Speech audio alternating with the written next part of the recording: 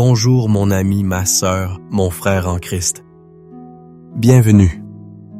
Je vous accueille non pas dans une simple vidéo, mais dans un espace sacré, un moment mis à part, un rendez-vous divin que le ciel a orchestré pour vous, précisément pour ce jour.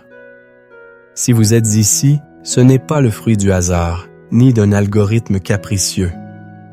C'est l'écho d'une prière murmurée dans le secret de votre cœur, une soif de libération que seul le Créateur peut étancher. Aujourd'hui, nous nous réunissons sous l'ombrelle protectrice d'une promesse éternelle, un verset qui a traversé les siècles pour venir vous trouver. Le psaume 103, verset 3. Retenez bien ces mots, car ils sont la clé de votre journée et peut-être même de votre saison de vie. C'est lui qui pardonne toutes tes iniquités, qui guérit toutes tes mélisses, tes maladies. Cet instant que nous allons partager est bien plus qu'une écoute passive. C'est une invitation à une transaction divine. Un échange sacré où vous déposerez vos fardeaux, vos blessures, vos fautes et où vous recevrez en retour sa miséricorde infinie et son toucher réparateur. Je crois de tout mon cœur, avec une conviction inébranlable, que si vous vous engagez pleinement dans ce temps de prière, si vous ouvrez les portes de votre âme jusqu'au bout, vous ne terminerez pas cette session de la même manière que vous l'avez commencée. Une transformation est promise. Une chaîne est sur le point de se briser. Une source de guérison est sur le point de jaillir. La seule chose qui vous est demandée est votre présence, votre foi, même si elle a la taille d'un grain de sénévé. Préparez votre cœur. Trouvez un lieu où vous ne serez pas dérangé. Mettez des écouteurs si possible pour que ma voix et la présence du Saint-Esprit soient les seules influences sur votre âme pendant les minutes qui viennent. Fermez les autres onglets. Mettez votre téléphone en mode silencieux. Considérez ceci comme votre entrée dans le Saint des Saints. Pour marquer votre engagement et signaler au ciel que votre cœur est prêt, je vous invite maintenant à écrire dans l'espace des commentaires « Amen, je suis prêt » ou « Amen, je suis prête ». Que cet acte simple soit le sceau de votre attente et l'ouverture de votre cœur à l'œuvre glorieuse de Dieu. Laissez-moi vous parler avec la tendresse d'un frère et la clarté d'un guide spirituel. Je sais pourquoi vous êtes ici. Je connais ce poids invisible, mais si réel qui pèse sur vos épaules dès le lever du jour. C'est le fardeau du « si seulement ». Si seulement je n'avais pas dit cela. Si seulement j'avais fait un autre choix. Si seulement j'avais été plus fort, plus sage, plus patient. Ce fardeau est composé de regrets, de honte et de culpabilité. C'est une ombre qui vous suit, qui teinte vos joies et amplifie vos peines. Parfois, c'est une voix accusatrice qui murmure à votre oreille lorsque tout est silencieux, rejouant en boucle vos échecs passés. Vous avez beau essayer de l'ignorer, de la noyer dans le bruit du quotidien, le travail, les séries, les réseaux sociaux, mais elle est là, tenace, fidèle à son poste destructeur. Cette voix vous dit que vous êtes disqualifié, que vous avez manqué le coche, que vous n'êtes pas digne de l'amour de Dieu, et encore moins de ses bénédictions. Ce fardeau n'est pas seulement spirituel, il devient émotionnel, puis physique. Il se manifeste par une anxiété sourde, une fatigue chronique qui ne vient pas d'un manque de sommeil, une tristesse qui n'a pas toujours de nom. Votre âme, comme le dit le psalmiste, est abattue au-dedans de vous. Pourquoi t'abattu, mon âme, et gémis-tu au-dedans de moi? Espère en Dieu, car je le louerai encore, il est mon salut et mon Dieu. Psaume 47 vosh. Et puis, il y a l'autre versant de la douleur, celui qui porte le nom de maladie. Je ne parle pas uniquement du diagnostic d'un médecin, de la douleur physique qui parcourt votre corps et vous rappelle constamment votre fragilité. C'est une réalité cruelle pour tant d'entre vous. Mais je parle aussi de ces maux qui ne se voient pas sur une radiographie. Je parle de la maladie de l'âme, le cœur brisé par une trahison, les plaies béantes laissées par des paroles destructrices prononcées sur vous dans l'enfance, le traumatisme d'un abandon, la dépression qui voile le monde de gris, les attaques de panique qui vous volent votre souffle et votre paix. Je parle de la maladie des relations, cette solitude profonde même au milieu de la foule, ce sentiment de ne jamais être vraiment compris, ces liens familiaux toxiques qui empoisonnent votre existence. Je parle de cette sensation d'être cassé à l'intérieur, comme si une pièce maîtresse de votre être était manquante ou irrémédiablement endommagée. Vous avez essayé tant de choses. Vous avez lu des livres, écouté des conseils, peut-être même suivi des thérapies. Vous avez prié, oh oui. Vous avez supplié Dieu de vous délivrer et pourtant, chaque matin, la douleur est là, familière, presque une partie de votre identité. C'est un combat épuisant qui vous laisse exsangue, vous faisant parfois douter de la bonté même de Dieu. Mon âme est rassasiée de maux, et ma vie s'approche du séjour des morts. Psaume 84. Mais aujourd'hui, une parole de réconfort divin vient à vous. Jésus lui-même vous regarde avec compassion et vous dit « Venez à moi, vous tous qui êtes fatigués et chargés, et je vous donnerai du repos. » Matthieu 11:28. Il ne minimise pas votre douleur. Il ne vous demande pas de faire semblant. Il reconnaît le poids écrasant de votre fardeau et il vous offre l'unique solution véritable, lui-même. Car il est celui qui pardonne et qui guérit. L'un ne va pas sans l'autre. La culpabilité non résolue peut rendre malade, et la maladie peut vous faire sentir coupable ou puni. Dieu veut adresser les deux racines de votre souffrance aujourd'hui. Il voit votre larme secrète. Il entend le cri silencieux de votre esprit. Il connaît chaque détail de votre histoire. Et il n'a pas dit son dernier mot. Plongeons maintenant ensemble dans la richesse insondable de ce psaume 103. Ce n'est pas simplement une jolie poésie. C'est une déclaration de vérité théologique. Une feuille de route pour la restauration de l'âme. Ce psaume est traditionnellement attribué à David, un homme qui connaissait intimement les deux facettes de notre thème. David, l'homme selon le cœur de Dieu, mais aussi David, l'adultère et le meurtrier. David, le roi victorieux, mais aussi David, le père au cœur brisé, le fugitif épuisé.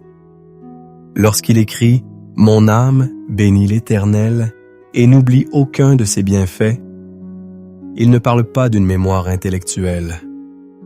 Il parle d'un rappel vital, existentiel. Dans nos moments de douleur, notre âme a une tendance à l'amnésie. Elle oublie la bonté passée de Dieu, ses délivrances, sa fidélité. David commence donc par un commandement à sa propre âme. Rappelle-toi, souviens-toi. Et quel est le premier bienfait qu'il se remémore, le plus crucial de tous? C'est lui qui pardonne toutes tes iniquités. Le mot hébreu pour pardonner, ici est tsalash. Ce mot est puissant. Il n'est utilisé dans l'Ancien Testament que pour décrire le pardon de Dieu, jamais le pardon entre humains. Salak ne signifie pas simplement passer l'éponge ou oublier. C'est un acte juridique et divin. C'est un acquittement complet, une annulation de la dette, une libération de la condamnation. Quand Dieu s'allâche, il ne se contente pas d'ignorer la faute, il l'efface. Il la jette au fond de la mer. Michée 7:19. Il l'éloigne de nous comme l'Orient est éloigné de l'Occident. Psaume 103.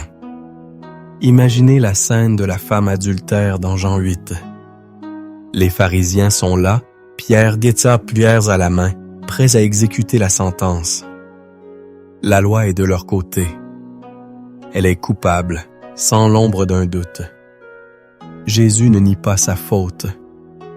Il écrit sur le sol, puis dit « Que celui de vous qui est sans péché jette le premier la pierre contre elle, pas le pape. » Un à un, les accusateurs s'en vont. Jésus se retrouve seul avec elle et lui pose une question. « Femme, où sont ceux qui t'accusaient? Personne ne t'a-t-il condamné? » « Personne, Seigneur. » Répond-elle. Et là, Jésus prononce le salach divin. « Je ne te condamne pas non plus. Va, et ne pêche plus. » Il a annulé la sentence de mort. C'est exactement ce que Dieu veut faire pour vous ce matin. Pour cette faute secrète qui vous hante, pour ces paroles que vous regrettez, pour cette habitude dont vous n'arrivez pas à vous défaire, Dieu ne vous tend pas une pierre, mais une main de grâce. Il prononce sur vous, salach, pardonné, libéré, non condamné. Juste après le pardon vient la seconde partie du bienfait, indissociable de la première, qui guérit toutes tes maladies. Le mot hébreu pour guérir est rapha. C'est un mot magnifique qui signifie réparer, restaurer, rendre complet. C'est la racine du nom de l'archange Raphaël, Dieu guérit. Ce Rapha divin couvre tout le spectre de l'expérience humaine. Il y a la guérison physique, comme celle de Naaman, le chef de l'armée syrienne, lépreux et puissant 2 Rois 5. Sa guérison n'était pas magique. Elle a requis une obéissance humiliante. Se plonger 7 fois dans le Jourdain, un fleuve boueux. Parfois, notre guérison demande que nous posions des actes de foi simples, mais qui coûtent à notre orgueil. Il y a la guérison émotionnelle. Pensez à Joseph, vendu par ses frères, faussement accusé, oublié en prison pendant des années. Les blessures de la trahison, de l'injustice et de l'abandon auraient pu le remplir d'amertume pour le reste de sa vie. Mais Dieu a opéré un rapha profond dans son cœur, lui permettant de dire à ses frères, des années plus tard, « Vous aviez médité de me faire du mal. Dieu l'a changé en bien. » Genèse 50:20. Ce n'est pas du déni, c'est de la guérison. C'est voir la main souveraine de Dieu tisser une tapisserie de rédemption avec les fils brisés de notre souffrance. Le Rapha de Dieu est capable de guérir les souvenirs traumatisants, de refermer les plaies de l'âme, de restaurer notre capacité à faire confiance et à aimer. Enfin, il y a la guérison spirituelle, la restauration de notre communion avec Dieu. Après avoir renié Jésus 3 fois, Pierre était brisé, non pas physiquement, mais spirituellement. Il était retourné à sa vie de pécheur, persuadé d'avoir tout gâché. Sur le rivage, Jésus le restaure. Il ne le réprimande pas. Il lui demande 3 fois, « M'aimes-tu ?» réparant chaque reniement par une déclaration d'amour. C'est cela le Rapha divin. Il ne nous laisse pas dans notre chèque. Il vient nous chercher, nous relève et nous redonne notre mission. La raison pour laquelle Dieu agit ainsi n'est pas notre mérite, mais sa nature. Le psaume 103 continue en décrivant le caractère de Dieu. Il est rempli de compassion, rachamim, de la racine rechem, qui signifie l'utérus, décrivant un amour maternel, viscéral, et de bonté, chesed, un amour loyal, fidèle, basé sur son alliance indéfectible. C'est parce qu'il est amour qu'il pardonne. C'est parce qu'il est fidèle qu'il guérit. Votre pardon et votre guérison ne dépendent pas de l'intensité de vos sentiments, ou de la perfection de vos prières. Ils sont ancrés dans le caractère immuable de Dieu. La croix de Jésus-Christ est la preuve ultime de cette vérité. À la croix, le pardon Salach et la guérison Rapha se sont rencontrés. Par ses meurtrissures, nous sommes guéris, Ésaïe 53:5. Dans son sang, nous avons le pardon des péchés, Éphésiens 1:7. Aujourd'hui, en vous approchant de lui, vous ne venez pas demander quelque chose qui est étranger à sa nature. Vous venez réclamer ce qu'il est et ce qu'il a déjà accompli pour vous en Jésus. C'est votre héritage. Alors que nous nous préparons à entrer dans ce temps de prière intense, je veux vous guider pour préparer le terrain de votre cœur. Un agriculteur ne sème pas sur un sol dur et plein de pierres. Il le laboure d'abord. Faisons de même pour notre âme. Premièrement, adoptons une posture d'humilité et de repentance. La repentance n'est pas un sentiment de tristesse morose, c'est un changement de direction. C'est reconnaître notre besoin de Dieu et nous tourner vers lui. Confessez donc vos péchés les uns aux autres et priez les uns pour les autres, afin que vous soyez guéris. Jacques 5:6. Prenez un instant pour reconnaître devant Dieu votre besoin de son pardon. Deuxièmement, nous devons nous-mêmes pardonner. C'est peut-être l'étape la plus difficile. Jésus a été clair. Si vous ne pardonnez pas aux hommes, votre Père ne vous pardonnera pas non plus vos offenses. Matthieu 6:15. Nous ne pouvons pas recevoir la grâce de Dieu avec un poing fermé, serré par la rancune. Pardonner ne signifie pas excuser le mal qui vous a été fait. Cela signifie libérer la personne de la dette qu'elle a envers vous et remettre le jugement entre les mains de Dieu. C'est un acte de libération, d'abord pour vous-même. En ce moment, laissez le Saint-Esprit vous montrer s'il y a quelqu'un que vous devez libérer dans votre cœur. Prononcez leur nom silencieusement devant Dieu et dites « Père, je choisis de pardonner ». Troisièmement, abandonnez tout à Dieu. Dépouillez-vous de votre propre justice, de vos efforts pour mériter l'amour de Dieu. Venez à lui tel que vous êtes. Si nous confessons nos péchés, il est fidèle et juste pour nous les pardonner et pour nous purifier de toute iniquité. Votre seule qualification est votre besoin de lui. Inspirez profondément sa grâce et en expirant, relâchez tout fardeau, toute prétention, toute peur. Vous êtes maintenant prêt à entrer dans sa présence et à recevoir la plénitude de sa promesse. Prions ensemble. Laissez ces mots devenir les vôtres. Père éternel, Dieu très haut, Créateur du ciel et de la terre. C'est avec un cœur rempli de révérence et d'adoration que nous nous approchons de ton trône de grâce en ce matin.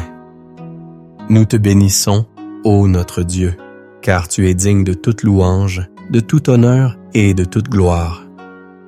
Mon âme bénit l'Éternel, et que tout ce qui est en moi bénisse son saint nom. Seigneur, nous te louons car tu es notre lumière dans les ténèbres, la lampe sur notre sentier qui nous empêche de trébucher. Nous te bénissons car tu es notre salut, notre libérateur, celui qui nous arrache à la fosse de la destruction et à la main de nos ennemis.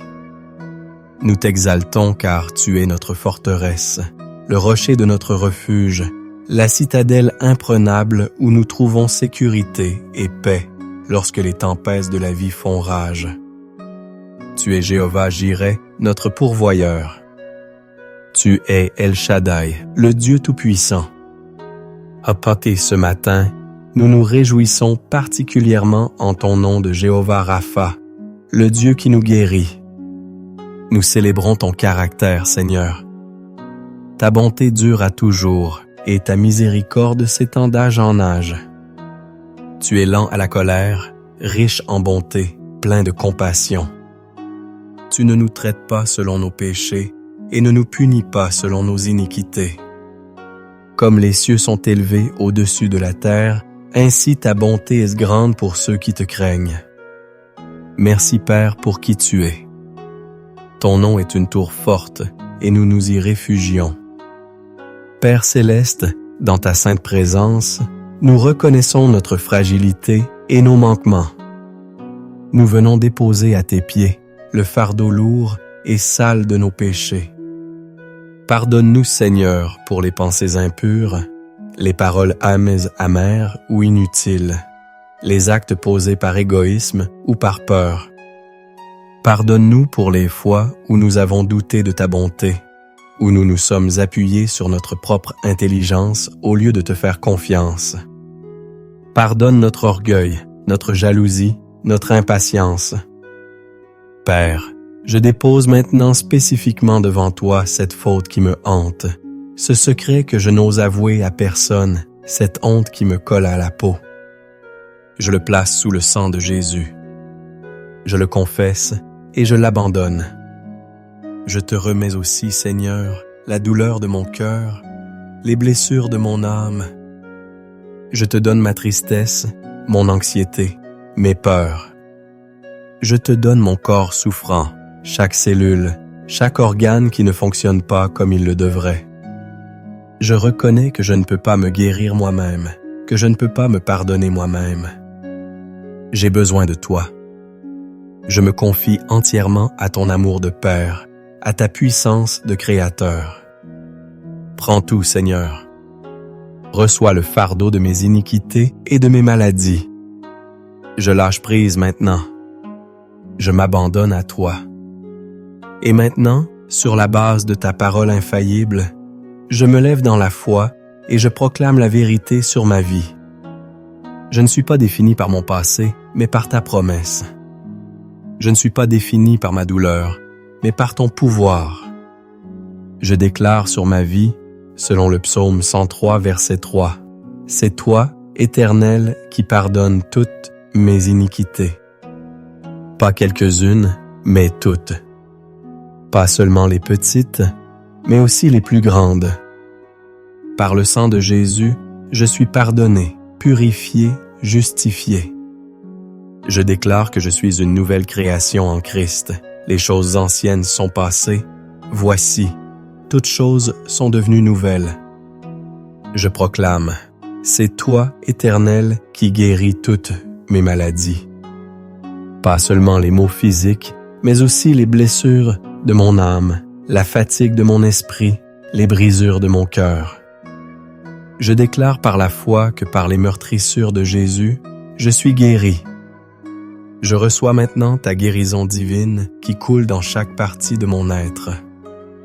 Je commande à mon corps de s'aligner sur la parole de Dieu. Je commande à mon âme de trouver le repos en toi. Je proclame sur ma vie. Tu retires mon âme de la fosse. Tu me couronnes de bonté et de miséricorde. Je ne mourrai pas, mais je vivrai et je raconterai les œuvres de l'Éternel. Ta jeunesse se renouvelle comme celle de l'aigle. Je reçois ta force, ta vitalité, ta vie en abondance. Au nom puissant de Jésus-Christ, je prends autorité sur toute force des ténèbres qui a cherché à me maintenir dans la condamnation et la maladie. Je me tiens sur la victoire de Christ à la croix. J'utilise le bouclier de la foi pour éteindre tous les traits enflammés de l'ennemi.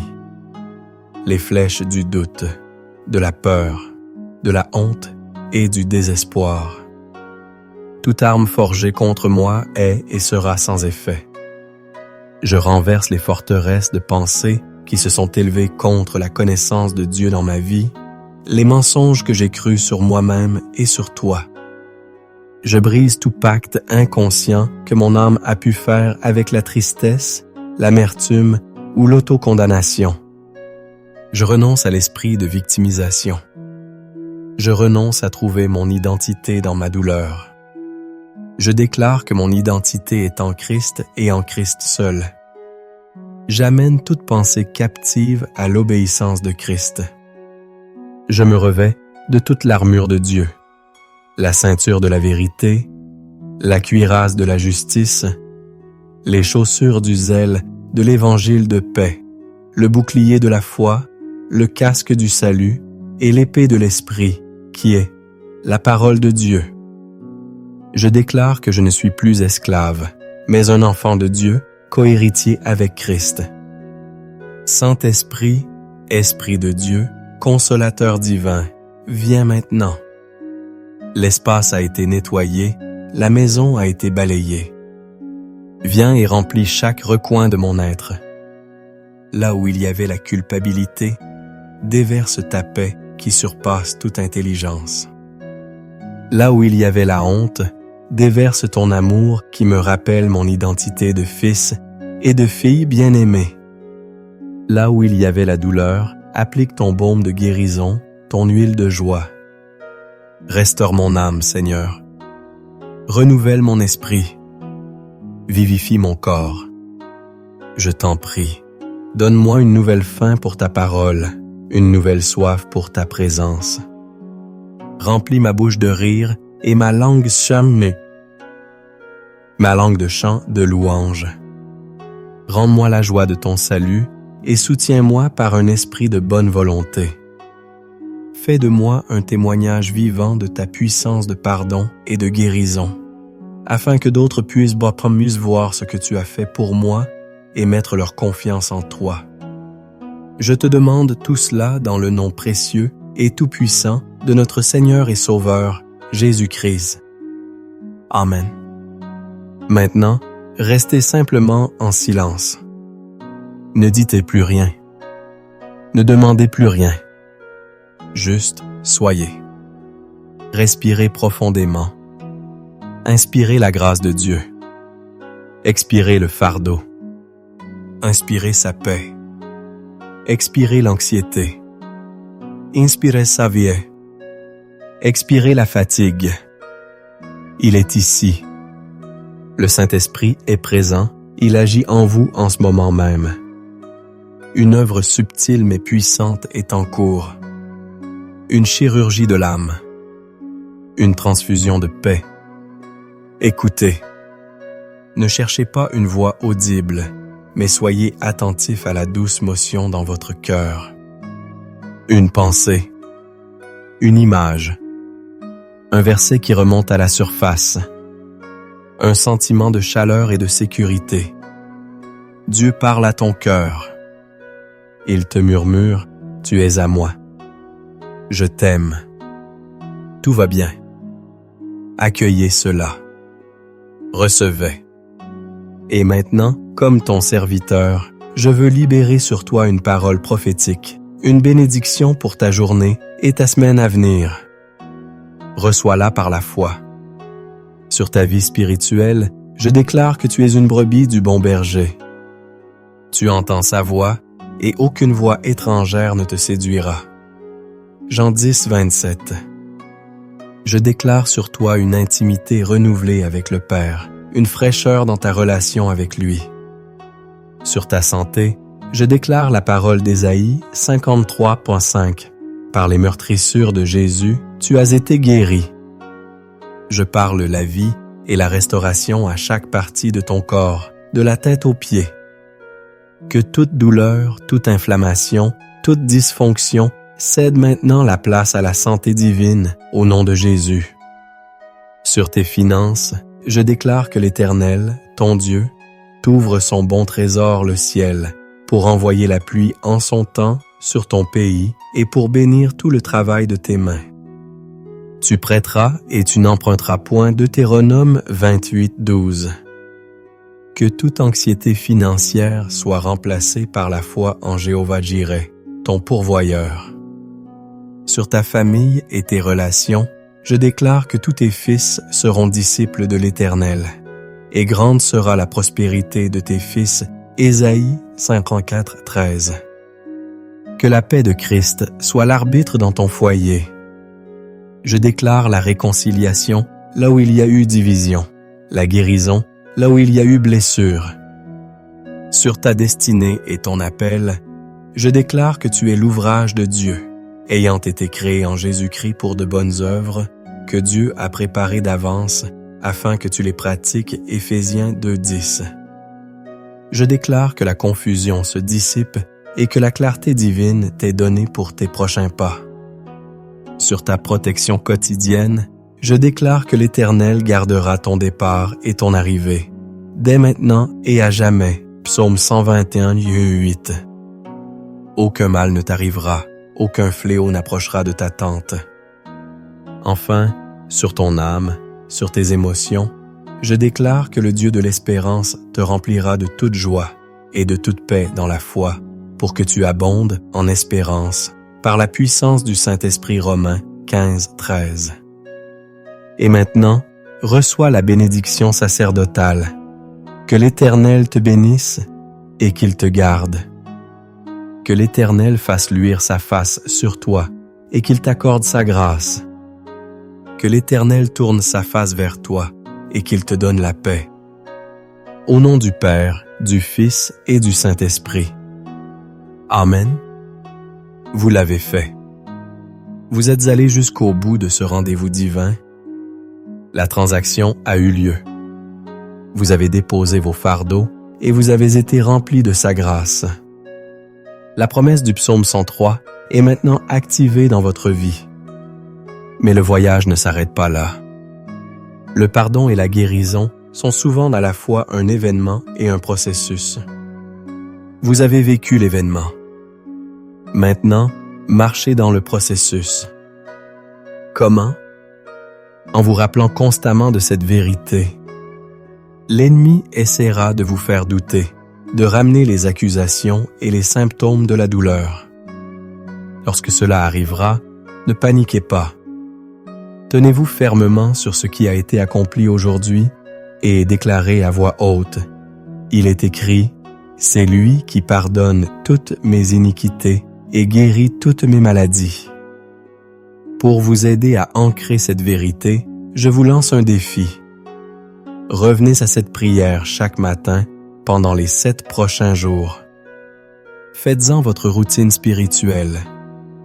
Laissez cette parole saturer votre esprit jusqu'à ce qu'elle devienne plus réelle pour vous que n'importe quelle autre voix. Pour sceller ce que vous avez reçu, laissez un Amen final dans les commentaires comme un témoignage de votre foi. Si ce moment a été une bénédiction pour vous, je vous encourage à aimer cette vidéo pour que d'autres puissent la trouver. Partagez-la avec quelqu'un qui a besoin d'entendre ce message d'espoir. Et si ce n'est pas déjà fait, abonnez-vous à la chaîne pour continuer à grandir ensemble dans la foi. Vous trouverez également une playlist de prières de guérison sur notre chaîne pour vous accompagner. Que la grâce et la paix de notre Seigneur Jésus-Christ soient avec vous. Marchez dans votre pardon, vivez dans votre guérison. Vous êtes aimés, vous êtes libres. Allez et portez du fruit.